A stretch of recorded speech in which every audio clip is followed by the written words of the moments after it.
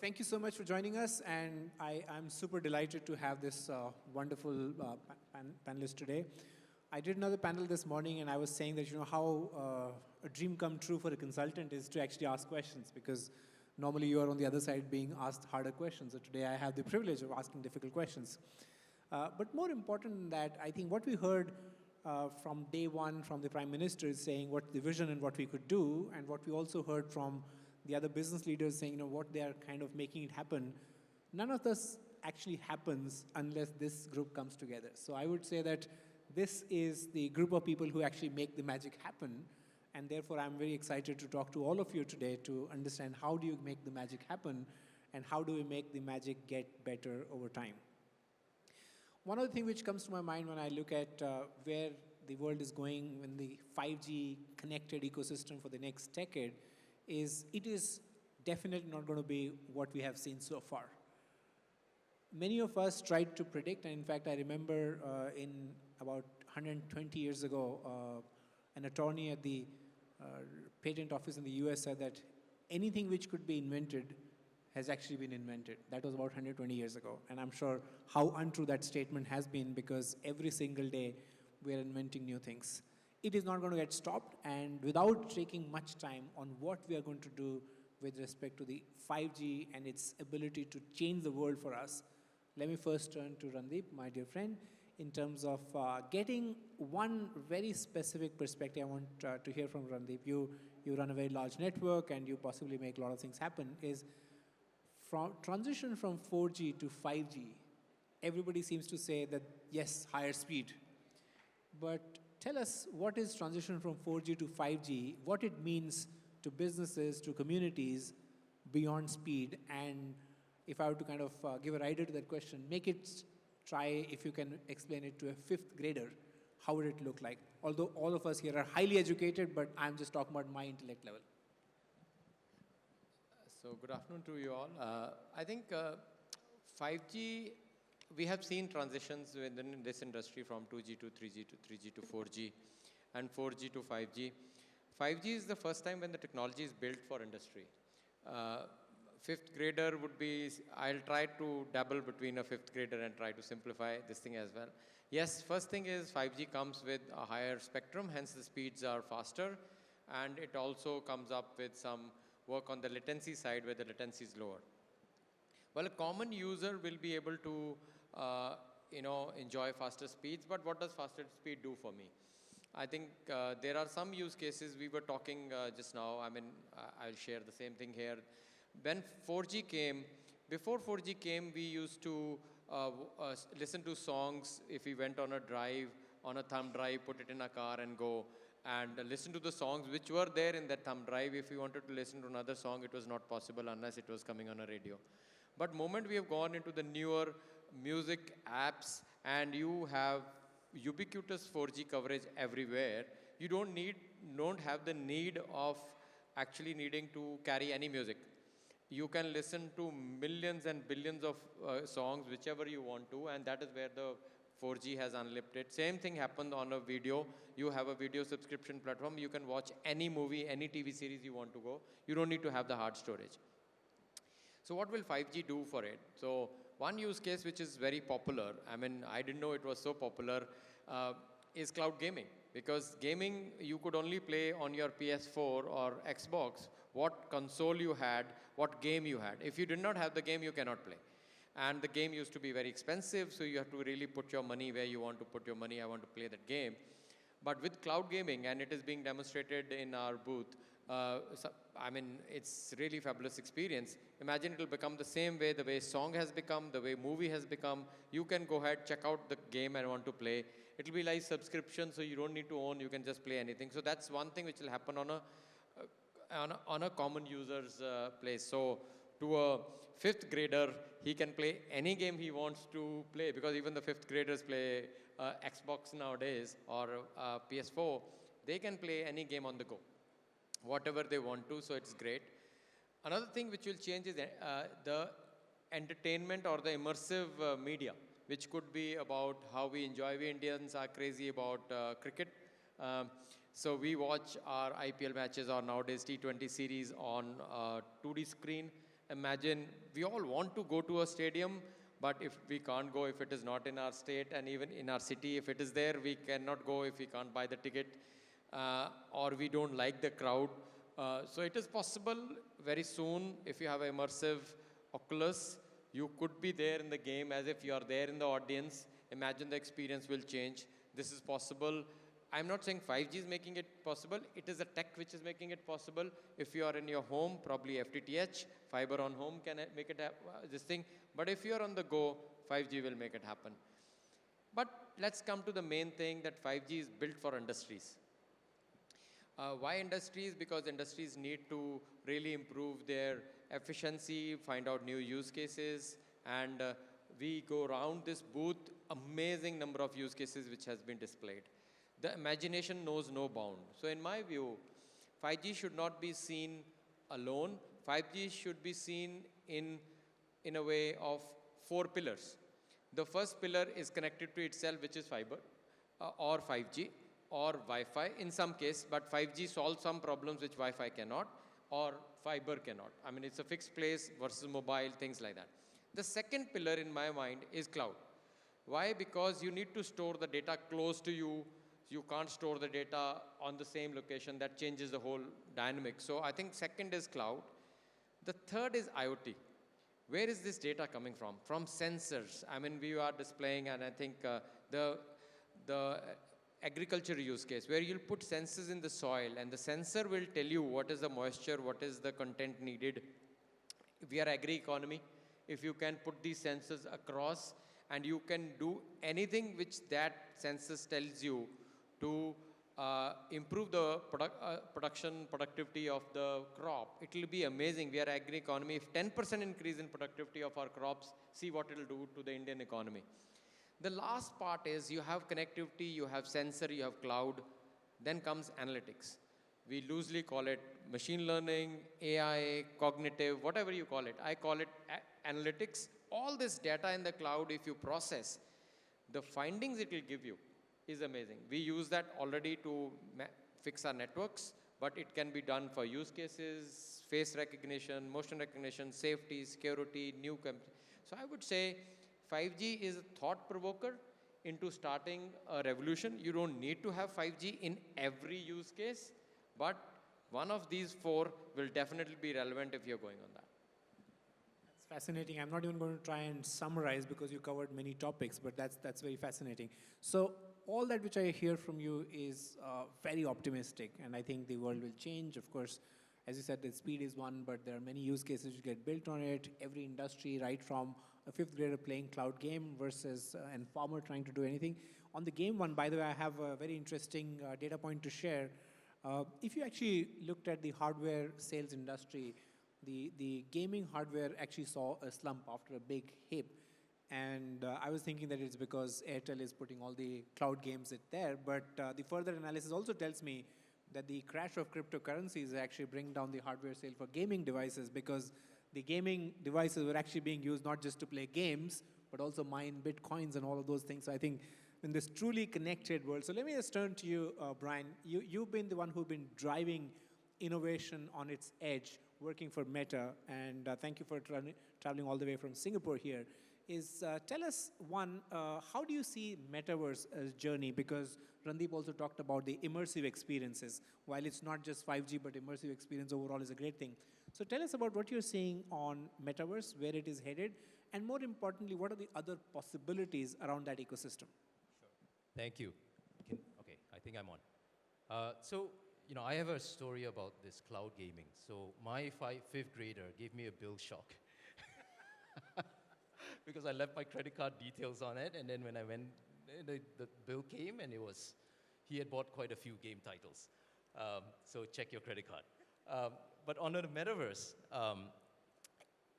at the root, what the metaverse is trying to do is to take the mobile internet experience that we have today, make it more immersive, make it more interactive, and make it more immediate in a 3D environment. And so what we see, it's an ecosystem by itself that comprises of devices. This could be VR devices, AR devices, XR devices, content providers, platforms, And certainly very important is the connectivity part. And that's why we're here and very excited to see 5G launch in India, because we believe that 5G will be a foundational piece, together with FTTX and Wi-Fi, like Randeep said, to bring the metaverse to life.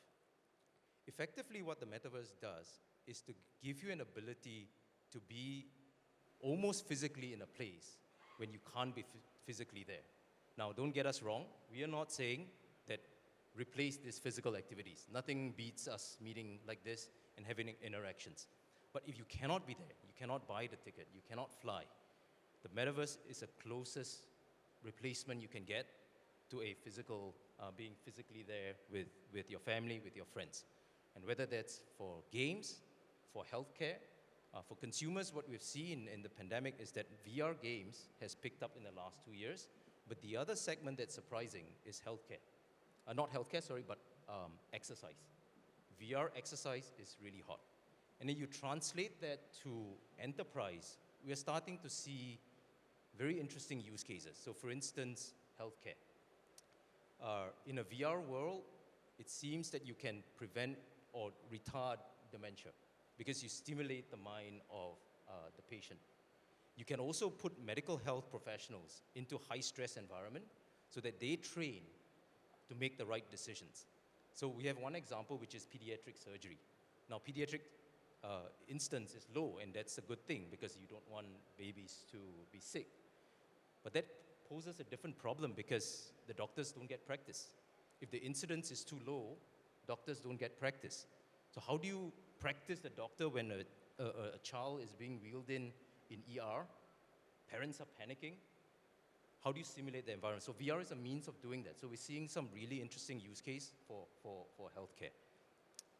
We're seeing interesting use case also for manufacturing.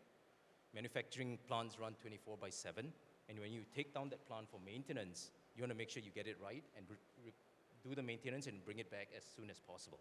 Again, VR provides this almost real-time training and simulation that helps there. So taken together both on the consumer side as well as the enterprise side, we believe this over 10 years will open up new avenues and new revenue opportunities. I mean, if all of us sat here in 2005 and said there will be ride hailing and cloud gaming, I don't think we could have fathomed at that point in time. And so we believe that metaverse will take us on this same journey, and networks will play a critical role, and we're thrilled to work with service providers to get networks ready for the metaverse. Thank you, Bryan, for those wonderful comments on the bill shock. Again, I would like to say again, Airtel doesn't pay me for saying that, but since you guys have introduced the bill shock on international roaming, it's made my life very good. So I think we need bill shock preventions everywhere in all kinds of industries. So maybe I hope the credit card industry is listening too. Okay, one thing which I kind of reflected on to say, okay, hey, the metaverse is not just about the fun stuff or the gaming stuff and all that, is real enterprise use cases. And I really like the example of you're saying, can you simulate panic? For that, you can actually enter some of my clients' boardroom, so you don't need a metaverse for that. But yes, simulating panic in a real world, saving the child situation can be fascinating. Let me turn to Gautam, because while I keep hearing a whole lot about saying the art of possible, we are pushing the boundary and all of that, but do you see, Gautam, a risk of we creating a world which is a lot more exclusive? And because with the increasing cost of devices, affordability is a challenge. So while we continue to rush, are we rushing so fast that we are leaving some components of society behind? And how do you see the ecosystem can play a role of making it affordable and accessible to all? Thanks, Akhilesh. Again, just to answer your question, let me take... Am I audible? Yeah. Okay. So just to answer that question around the ecosystem and the affordability, let me take two different perspectives. Let me start with where are we on this journey of digital transformation. So we've actually seen multiple phases of this journey, and I would say phase 1.0 was all about connectivity and coverage. We've gone through that phase. The second phase was all around data and cloud. We've seen how that's changed our lives. And I believe the third phase, which we call phase 3.0, is really all about us thinking of, of the network as becoming a platform. It's basically a foundation on which the entire digital ecosystem or the economy is being built. Now, we've heard in this IMC itself, many people talking about the size of that, and it's about $1 trillion by 2025 that's being talked about. So that's the scale of things. Now, if I look at the technology perspective of it, now I do believe networks are extremely important for us to get there, and of course networks need to be efficient, cost effective, so on and so forth. But there's one important aspect to the network, and there's an unsaid rule about how networks are operated, right? And the unsaid rule for the engineering and operations folks in the room, you would relate to this. The unsaid rule is, if you built a network and it's running, don't touch it.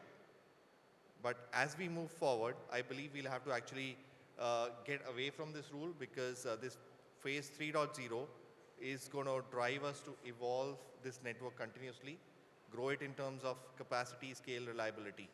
So at Ciena, we are going to be driving the envelope of innovation and technology to keep scaling up the network, to keep driving more efficiencies out of it, and just lower the cost per bit and the affordability piece of it. Now that brings me to my next thing around how this ecosystem and business is going to get structured. Now, the first thing that we see, what's happening around the business aspect of this is the number of players in this ecosystem is drastically increasing. Now, we see service providers, we see hyperscalers, we see system integrators, we see OEMs, startups. So the number of stakeholders is increasing, and also the demarcation of how these stakeholders play with each other and what's the scope of each stakeholder is changing quite a lot. So we'll see in the next or in the coming months and years, this scope is going to get redefined with new business cases.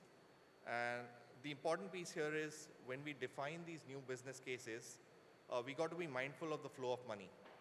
And why I say that is because we've seen that the flow of money can be very different. It can be very different from the flow of data, which means, what I mean by that is, data could be flowing through some stakeholders in this ecosystem, while the flow of money could be through a completely separate channel. And that's something that we need to, as an industry, try and solve. So if you're able to take care of two things, first is the affordability on the consumer side, whether it's B2B or B2C. India is a cost-sensitive market, and if we don't get the affordability right, I believe there's no business. And the second is how we actually make this flow of money or balance of money more equitable and fair, so that all stakeholders can actually run a profitable business and it's sustainable long term. So if we are able to actually take care of those two aspects, I do believe that this next decade that's coming does have a bright digital future for us. That's fascinating. I think you made a very subtle point on who's providing and who's making money. I will leave that question for the others' interest, if there is any, because I think it's a very interesting topic to debate, but we'll come to that. Let me turn to Bejoy, and thank you, Bejoy, for traveling all the way again from Dallas. So it's truly looking like a global panel to me already. We've been hearing about so much of innovation which is happening in some of these areas which we talked about. At one level, we want maximum value for money, and in the process, we may end up doing certain trade-offs. So give us your perspective on how you're seeing the innovation really driving growth without having to compromise experience and yet remaining affordable. Any thoughts on that? Sure. Good afternoon, everybody. I think we talked earlier about the journey from 3G to 4G, which provided a great smartphone experience for humans. But when we look at 5G, as was reiterated by the panelist, it's all about industry and different use cases. And if we're trying to build against such a network, few key things, at least in our view, needs to be accounted for. The first is, if you're going to be mining data to leverage that for analytics, you need an open disaggregated network, because you're not stifled by innovation of one vendor or a closed system. So it's very important that you could leverage the ecosystem for innovation to drive new features, get better performance out of your system, and that's where Open RAN comes in. Secondly, you have standalone networks, which today globally, there's not a lot of carriers who've deployed standalone networks, but it comes natively with features such as network slicing. And it's important because this has the potential to disrupt a lot of industries, because it comes with features like slice assurance. And when you're trying to segment the network to support a device, a use case, or a person for that matter, that kind of capability needs to be natively available in the network. Thirdly, I would say with distributed networks and edge computing, there'd be a lot more use cases you could cater to for consumers or for enterprise. We talked about cloud gaming. Content streaming is another use case, very much applicable for consumer. Enterprises will have a lot more use cases as well. And with 5G actually leveraging the benefits of cloud and edge computing with industrial automation, it's kind of like a perfect fit. And then we mentioned cloud earlier, and when I talk about cloud, it's also about any cloud strategy or a multi-cloud strategy. So today, if we look at the amount of data that's processed outside of a traditional data center, it's less than 10%. But the next decade, we'll see that project and go out to public clouds and other places, more than 70%. That's a significant transition. It's because the hyperscalers are also getting into this avenue, launching new services. Finally, we hear a lot about private networks. Our view is that it's still very early because most of the initial deployments are about Wi-Fi augmentation or Wi-Fi alternator because you've got some capability that cellular provides, be it mobility or coverage.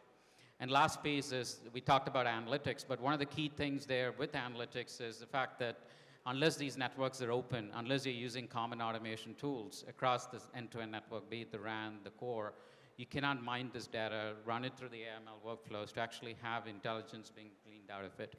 So as long as we can meet these 5 tenets, I think you've got a good foundation which you're building out your network. And today, globally, most of the deployments are NSA, which means that you still get enhanced mobile broadband, and you can get probably a better experience in terms of interaction for socially, culturally, professionally. But that's not where we see the future if we talk about 5 to 10 years out. When we look at more advanced use cases beyond just cloud gaming, be it autonomous connected cars or unmanned aerial vehicles or extended reality. We talked about virtual reality, but extended reality use cases. These are still in the early stages, and we'll see the full benefits of that into beyond 5G and 6G before you fully realize it. But what these advanced use cases are going to give us is a richer interaction of humans with their surroundings. So you could have safer transportation, you get better productivity, you could have automation in all aspects of your life, a richer educational experience. During COVID time, nothing shut down for students because mostly you could do remote studying. Work mostly carried on for people who could work remotely. And that experience will change into the future as well because you have a much richer interactivity with your connected devices. And finally, a lot of focus on energy efficiency. And this is an area for, especially in Europe and other countries, a lot of focus by operators to make sure that the amount of consumption that's there in the network, because it's a significant part of the overall network consumption, is reduced. And we have now, with these advanced capability, programmability that's in the devices where it can sense the environment and turn on and off as needed. So in summary, I would say our daily interaction is definitely going to be enhanced with more connected and, importantly, more responsive devices, so you're connected smarter. And that would enable us to solve a lot of problems in healthcare, in our environment, in society, and hopefully with India, with the kind of scale that we have globally, that will help drive the adoption of many things. Like, for example, Azhar, that's the largest biometric system in the world. New technologies like that, once it's adopted in India, the scale kind of proves this technology is possible. So we look forward to standalone network deployment, open RAN deployment in the Indian market to actually prove out the scale of these new technologies, which would eventually serve not just industries, but consumers as well. That's very nice, and I think you've given a more broader perspective. And I'll come to Ron now. Thank you again. Another great panelist we got from Israel. In my brief conversation which we had just a few minutes ago, I was fascinated the way you talked about the art of possible as to what all is happening, and we are hearing here. Tell us what you guys are doing around it, and what is it so different from what we had earlier? Because while I'm hearing all of these use cases, in fact, I get reminded of a 4G conference which I attended 5 years ago, and I heard the same thing about, the same IoT will become better, and we'll have virtual experience and all that. So at some level, are we talking about more of the same, and how are you guys creating the ecosystem of better outcomes? Okay. First off, guys, thank you for coming, attending this session. At Drivenets, we came into this ring or this arena of a few incumbent players, And as Gautam was mentioning before, the ecosystem needs to grow in order to enable more opportunity for operators, for everybody who's consuming network equipment. So we went into this ring trying to kind of open it up for additional and a little bit different providers. So we're a software company and we build networks. We say that we build networks like cloud. It's not networks that serve the cloud, they are built like a cloud. So cloud has several principles of how it's being utilized, how it's being used, how it's being consumed, and it's unlike a network. So a network is very monolithic. It's very much connected to a device. And then the function that runs on top of it is, again, very local to where it's running. Very much unlike a cloud. So what we have done is we created an abstraction layer of the hardware which is running underneath. And the hardware is the same hardware like you would be using in a traditional network. It's all boiled down to the ASIC, and it's the same ASIC at the end of the day. But the way that we enable consumption of these resources is in a softwareized manner. So the type of application that we are running, and perhaps this also associates with what you were saying, Bryan, the type of application can be any. What we have developed is a router, preliminarily, a router, and it's running core routers in tier 1 operators worldwide. So it's definitely there and it's definitely working, but we can enable a lot more. Once we enable different applications, when we were talking about cloud gaming, the key aspect, perhaps the number one or even the only one, which really matters, is latency. How far is the application which is running the rendering function from the user who is consuming it?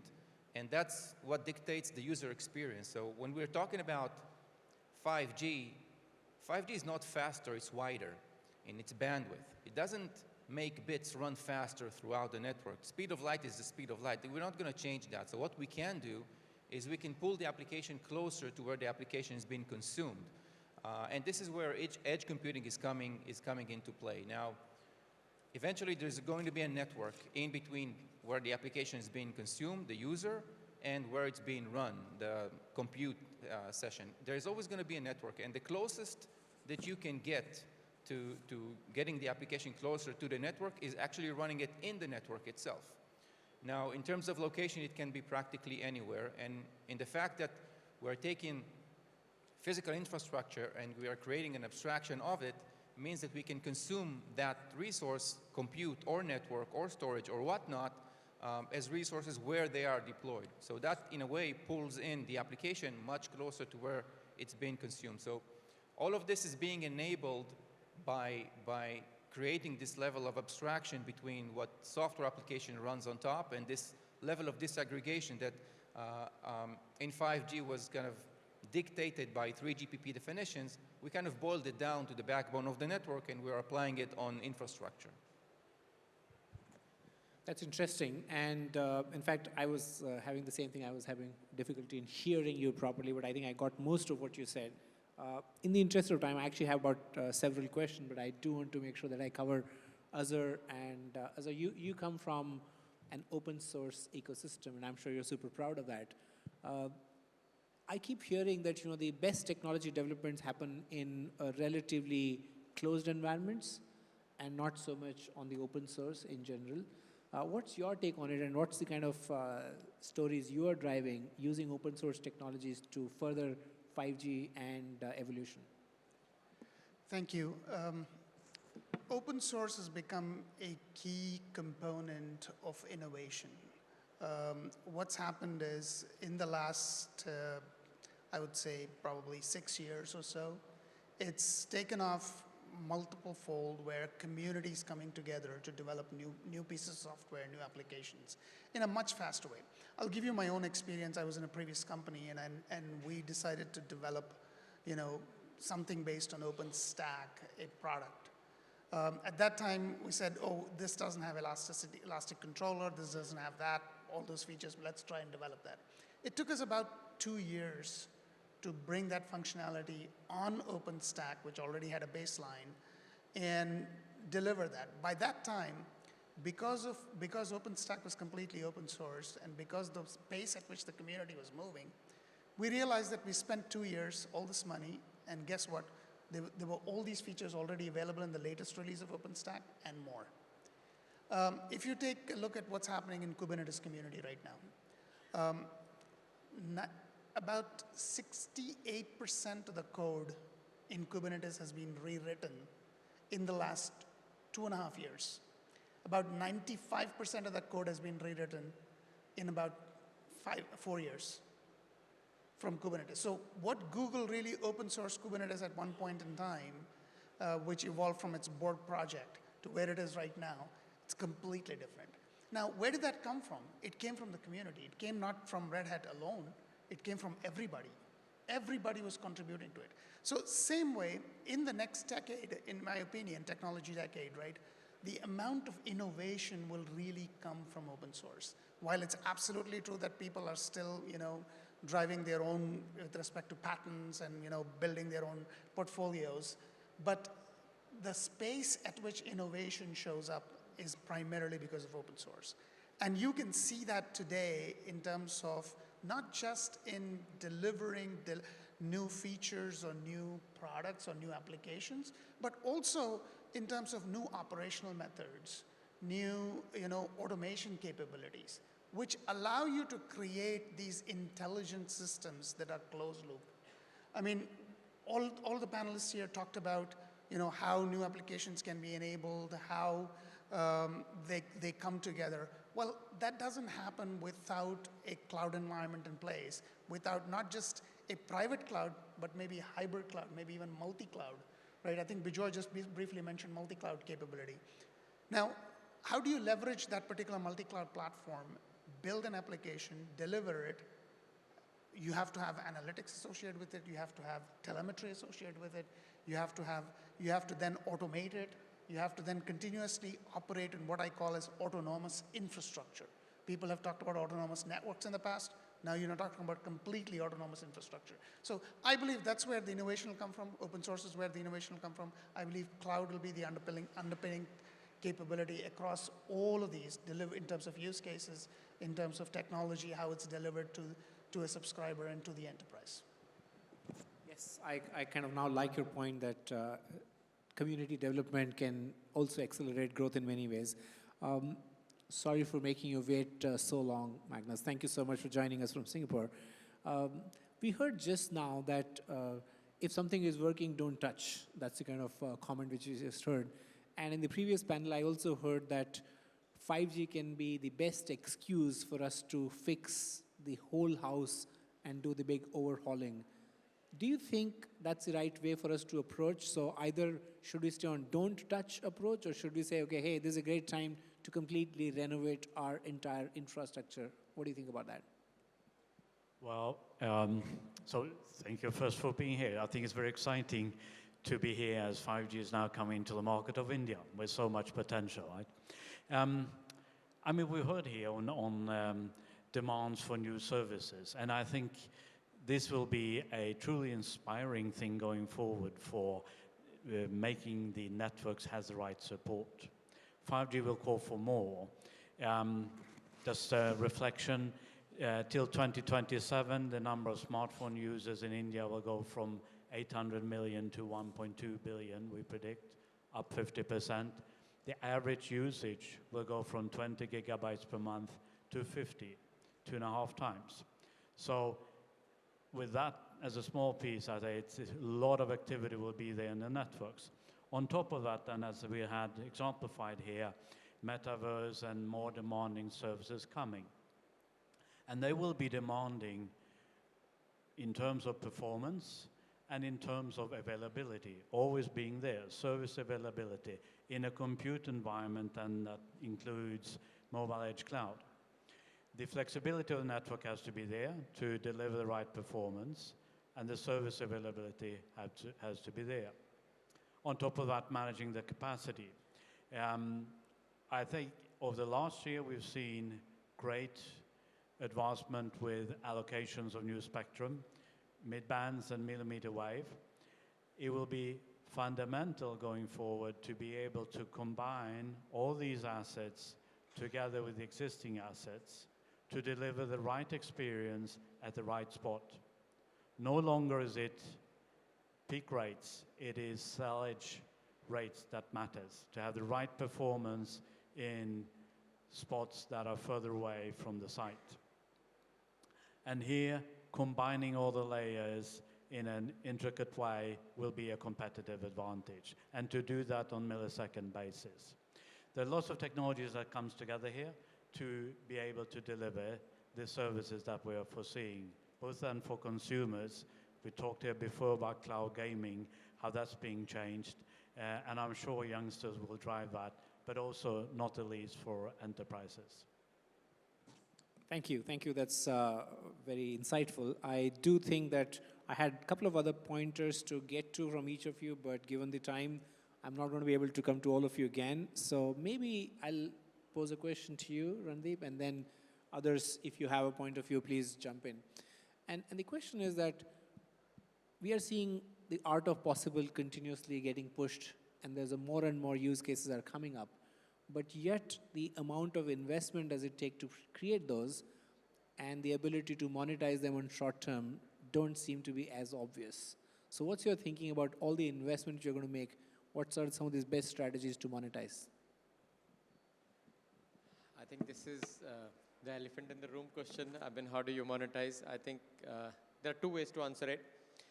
I think in an Indian context, monetization may not be as big challenge. I'll tell you why, because India is a big consumption economy. Average user uses 20 GB plus volume. And if we see today, India has 600 to 700 million connected 4G devices. There are still 300 million non-4G devices. So that means India is yet to see another 300 million people who today use a phone, but they are not using data, which means you will see another demand of data to be created. Then, of course, with all these services we just talked about, the demand of existing users need of more data. As we just heard, the volume consumption goes 2x or more, which means we will need much more data in India going forward. And what better technology than 5G to provide the data? If you see cost per GB, 5G is significantly by multiple factor cheaper than 4G to produce a GB, which means then operators are able to produce that GB cheaper and hence sell it, and hence monetization angle by demand will be there. Users will need more data. More users will come in needing data. And if you are able to produce that GB significantly cheaper than 4G, I think that's the simple answer on monetization. The newer technologies also allow the radios to be much lighter, much power efficient. Hence, not just the capex cost, but the opex cost is also significantly lower. And the spectrum being a 100 megahertz carrier builds huge capacity, and hence the need of building more towers is reduced because you can build service from the same capacity. So from capacity serving, I think 5G is significantly more efficient than the previous technologies. Then comes the monetization part on the enterprise side. I think enterprise side monetization is not straightforward. I mean, our main enterprise business has been, I provide you connectivity, you pay me for the connectivity. I think 5G will have to solve business problems for that monetization to happen. In that, the big role has to be played by ecosystem. It cannot be the earlier enterprise business used to be the enterprise and us. We used to provide them connectivity using whatever solution the customer needs, basis the bandwidth he needs, or a security solution. But here we will solve the enterprise's problem. And there the ecosystem would be needed. We will need SI players, we'll need IoT players, we'll need analytics players, we might need a cloud, public or private, we might need an edge play, we might need 5G technology. I think combining it together, the money we will get will not from the service, money we will get will be from the value created. I think so value creation becomes more important than just connectivity. In connectivity business, for example, you are connecting a pizza shop, right? You connect it, how many pizza he sells by online orders is left to him. So very simple example, similarly about factories. But in this case, if we are using technology to improve productivity, security, automation, I think the value creation will create value, and we will, as an ecosystem, take a pie of that value. That's how the value creation will happen. Brilliant. So two directions. One is bring more people onto the network and consume data like it. There's too much of people who are not included in the data revolution yet. And also you talked about the cost of serving is less and some great value addition. Azhar, you got a point there, yes? Very quickly, I think I can share a couple of experiences based on what other people are doing around the world and how it's applicable to the Indian context. I think in India, last mile is still a challenge. And to double down on Randeep's point about providing better connectivity through which you can create value, I believe there's a giant market in India for FWA, fixed wireless access. Because still that last mile is still a challenge in terms of home broadband and home broadband usage. I think that's certainly something that 5G can provide in terms of both in the context of cost per gigabit as well as gigabit per watt context. So that's one.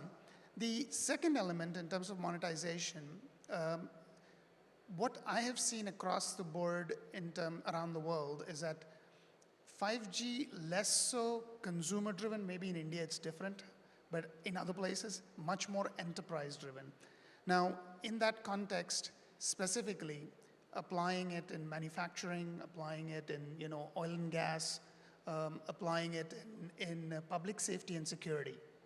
A lot of the migration from P25 and Tetra and all of that happened initially a little bit to the LTE, but now they're all switching over to private 5G in that particular context, particularly for public safety and security. So first responders and then military is where I'm actually seeing a lot of this type of private 5G deployments. And that's probably another place where India, I'm sure, will use this technology in a much more efficient way.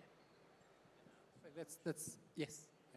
So I'll just give some example of what happened in the US when they launched 5G. Verizon tried to charge $10 extra. T-Mobile came out like a month later saying, we're not going to charge extra.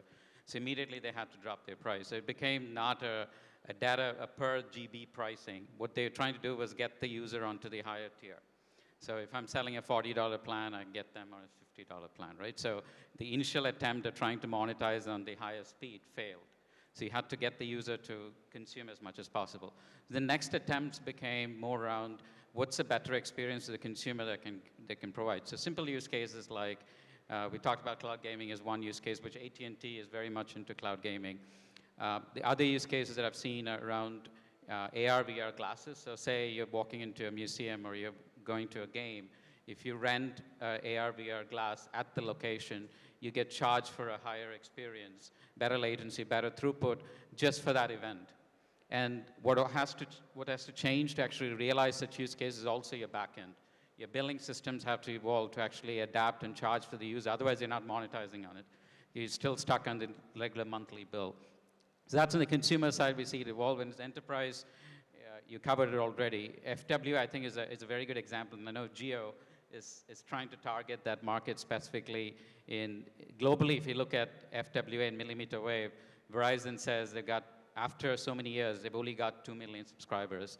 T-Mobile is targeting around 5 million subscribers in the next 5 years. But Indian market could change the dynamics completely because the projection that I've seen that Geo is going after for FWA is around 100 million subscribers to hit, right? The kind of boxes I know, I have one of those Geo units that they use to travel everywhere. And it's not a promotion anyway for Geo. I'm just talking about the use case in general. It can actually change mobility and how users consume this last mile access. So many use cases like that can actually change, but it also depends upon how the network is built, as I alluded to before. No, that's a great example. I always say that, in India, if you're not doing anything at scale, it's just a hobby. So I guess most people are here trying to scale. I'm very conscious of time because I'm being pointed that we are going to the end of time. I do have just a couple of areas where I want to have very, very quick perspective. So maybe a bit of rapid fire with a couple of words responses. Would that be okay? I think okay. So maybe let me start with you, Magnus, because I came to you last time. One thing which concerns you the most about the future?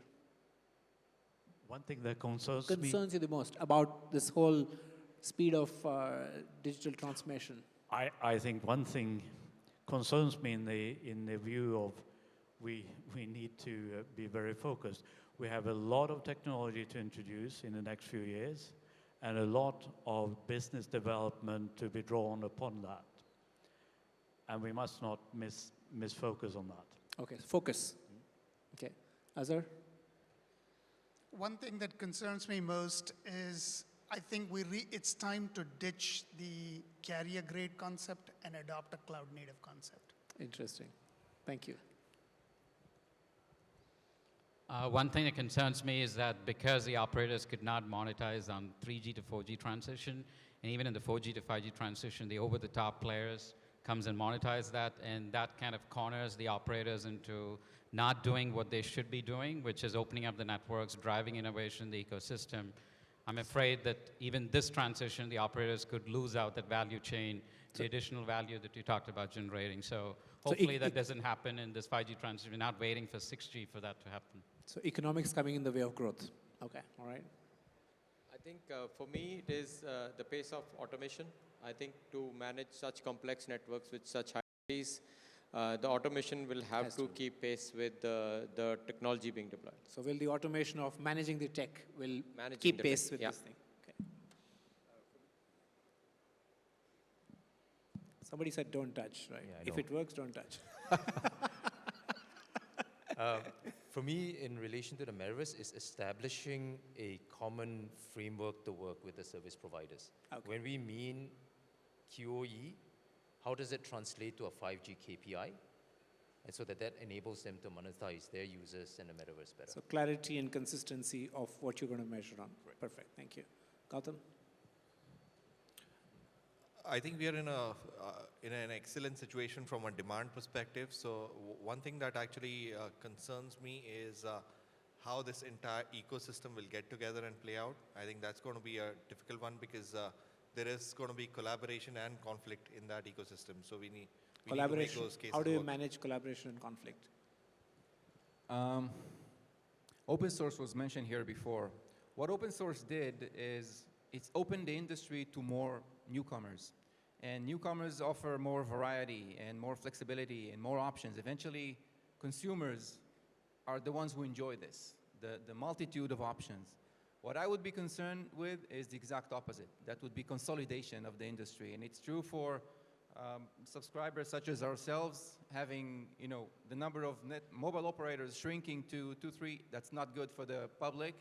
Same way as the number of vendors that propose a specific product shrinking, that's not good for the operators. So that consolidation level is what I would be concerned with.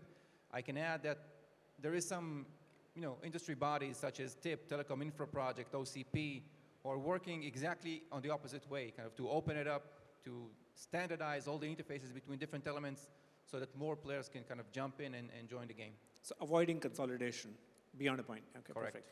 Now let me start the second question from you because you're sitting on this side. As we just heard today and even yesterday and day before, every possible industry will get disrupted in some way or the other, hopefully for good. If you were to put your bet on with all of these new generation of technology coming, which industry has the best potential to take advantage of this new wave of digitization? One. Well, that's a big one. I'll tell you this. Even though I came from Israel, I didn't come with any prophecy in my pocket.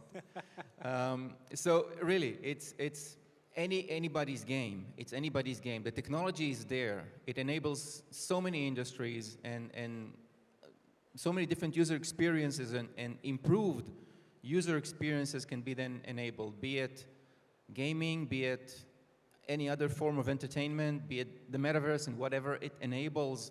Not specifically meta, but in general, that kind of an experience, be it healthcare. And a lot of industries will evolve. Some will evolve faster, but I think it's going to have a clear impact on roughly saying everything digital, everything which is consumed in a digital manner. You didn't listen to his question saying focus. He said that focus, right? One industry. That's why we are sitting on the opposite ends of the panel. Okay, Gautam. I think that's a difficult one, but I'd pick on the education industry. It's, Education. the reason for that, it may not be the highest in terms of revenue, but it's the biggest enabler. Impact, okay. Education. Bryan?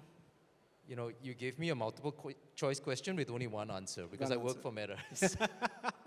So we believe the XR and AR experience will be a key driver because ultimately that's... But if you were to pick one industry. One industry. Yeah. One vertical industry. Yeah. We would go with education. Education, okay, all right. I think one industry which will gain a lot would be manufacturing, in my view. But I really hope what gains a lot is energy, which can move more towards green energy faster than what it is and use the tech to move there. I don't see that happening that fast, but manufacturing is poised to gain a lot. Manufacturing, but hope for energy. Perfect, okay. But in terms of monetization capability, at least what we're saying is the mining sector. Mining. And ported is just because it requires very secure connectivity, not an isolated networks. It's not connected to the remote. And 5G gives a great avenue for that in private networks. I think mining and kind of port security, whether it be the shipping ports or other kind of port security, I think is one area where there's a lot of monetization capability initially for 5G. So mining ports, right? That's Bejoy. Thank you. Azhar? I would have to agree with education as one, public safety and security will be the other one. I believe those areas, I think there's a lot of opportunity in the context of how technology can be used and technology can be implemented. And of course, it's monetizable. Thank you. So I didn't quite hear your question, but I think one driver here that will be a changer for industry is to become data-driven. With wireless connectivity, you can have more data points and draw smarter conclusions. That will impact all industries. Perfect. That's perfect. So one very interesting contrast. I did another panel in the first half and had similar luminaries on my panel, and most of them actually converged on agriculture. And I'm interested to hear no agriculture here. We have more education and manufacturing. So what it basically tells me is saying that if I talk to 100 executives, I'm likely to get 100 use cases. That's the power of a technology which is completely boundless, has no limitations. It's all limited by our imagination. And of course, you also mentioned that there could be a concern about the monetization and economics in that sense. I've completely run out of time, but I can tell you there's such great ideas which I could pick up from this panel. So before I try and conclude, can I request a round of applause for this wonderful panel? Thank you. I will not risk to summarize everything, but there are a few takeaways I'm taking. So first is, we will see a very different disruption compared to what we have seen in 4G in this transition, as you kind of teed off very differently, saying it is something for everyone. And it's not just one industry, it's not just one use case. Even things like consoles and other things are going to get dramatically changed. That's a big thing. We heard that there's a possibility for us to change the entire ecosystem to work together and solve the problems which we today cannot see. Wonderful stories around how immersive experience will make some of those things which we today can't even imagine will become a reality, and how it will make us all a better humanity and collectively. And many, many other great examples of how businesses are taking advantage of this in the US and many other markets. So I do want to close on a very optimistic note. 5G is here, and glad to see it in India, and it's being available at scale. So thank you for people like you who are making it all happen. But to me, the real progress will be when the 5G and related technologies reach to the grassroots and are able to make the difference to every single individual, not just in India, but in Bharat. And I really want to thank you for highlighting the energy story, because we do have a planet which is responsible for making sure that it remains as usable, if not better, for the generations to come. And I do think 5G also drives us on a better and sustainable journey. With that, thank you very much, gentlemen. It was nice talking to you. Thank you so much.